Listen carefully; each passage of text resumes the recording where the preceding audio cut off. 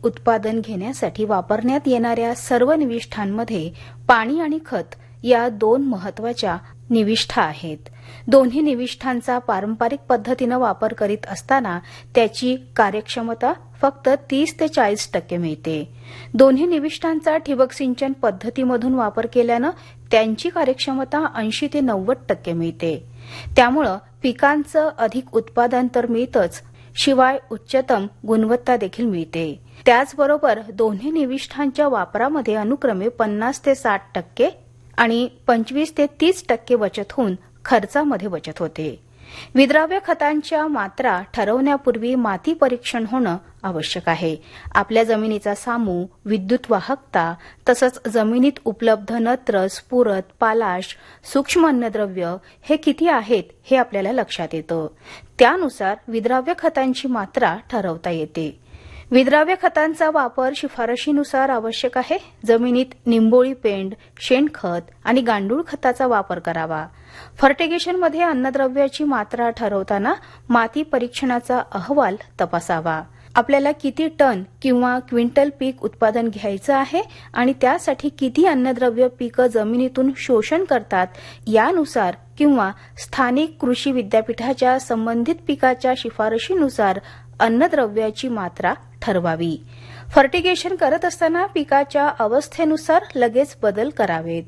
विद्राव्य खत दिल्यामुळे आपल्याला अनेक फायदे मिळतात. 100% पाण्यात विद्राव्य असल्यामुळे आणि त्यातील अन्नद्रव्य उपलब्ध स्वरूपात असल्यामुळे पिकांना लगेच ते उपलब्ध होतात.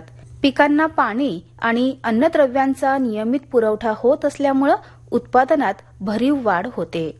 पिकाच्या गरजेनुसार आणि अवस्थेनुसार दररोज किंवा दिवसाआड आपल्याला विद्राव्य खत देता येतात. थेट पिकांच्या मुळांच्या कक्षेत दिल्यामुळे ती मुळांना त्वरित उपलब्ध होतात. खतं सौम्य द्रावणातून दिली जात असल्यामुळे मुळांवर अनिष्ट परिणाम होत नाही. खतं देण्याची पद्धत अतिशय सोपी असल्यामुळे वेळ, मजूर, खर्च, ऊर्जा आणि यंत्रसामुग्रीची बचत होते. खतं रोज कमी मात्रेत दिली जात असल्यामुळे अन्नद्रव्य निचऱ्या वाटे किंवा स्थिरीकरणाद्वारे वाया जात नाही. विद्राव्य खतं आम्लधर्मीय असल्यामुळे जमिनीचा सामू नियंत्रित करण्यासाठी मदत मिळते. ठिबक संचात क्षार साचत नाही आणि ड्रिपर्स बंद पडत नाही. खतांच्या मात्रेमध्ये 25% बचत होते. सोडियम क्लोराईड सारख्या हानिकारक मूलद्रव्यापासून मुक्त असल्यामुळे जमिनीच्या पोताचा ऱ्हास होत नाही. तसंच उत्पादनाची गुणवत्ता अप्रतिम राहते. विद्राव्य खतं फवारणीसाठी देखील वापरता येऊ शकतात. हलक्या जमिनीतही फर्टिगेशनद्वारे अधिक उत्पादन मिळवणं आपल्याला शक्य होतं. ठिबक सिंचन पद्धतीमध्ये विद्राव्य खतं आपण देऊ शकतो. यामध्ये व्हेंचुरी किंवा फर्टिलायझर टँक किंवा इंजेक्शन पाईपद्वारे विद्राव्य खतांचा वापर आपल्याला करता येतो. विद्राव्य खतं ही ठिबक सिंचनाद्वारे द्यायची असल्यामुळे ठिबक सिंचन काळजीपूर्वक देखभाल करणं हे देखील फार महत्वाचं आहे.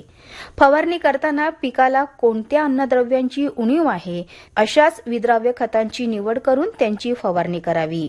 उत्तम वाढीसाठी 19-19-19 या विद्राव्य खतांची फवारणी करावी. फुलं भरपूर येण्यासाठी 13-40-13 ची फवारणी करावी. फळांची, बोंडांची चांगली वाढ होण्यासाठी 0-52-34 या विद्राव्य खताची फवारणी करावी. फळं आणि बोंड परिपक्व होताना 13-0-45 ची फवारणी करावी. तर शेतकरी बंधू भगिनींनो, अशा प्रकारे योग्य पद्धतीनं जर का आपण विद्राव्य खतांचा वापर केला तर आपल्या पिकांना अन्नद्रव्याची पूर्तता करता येईल.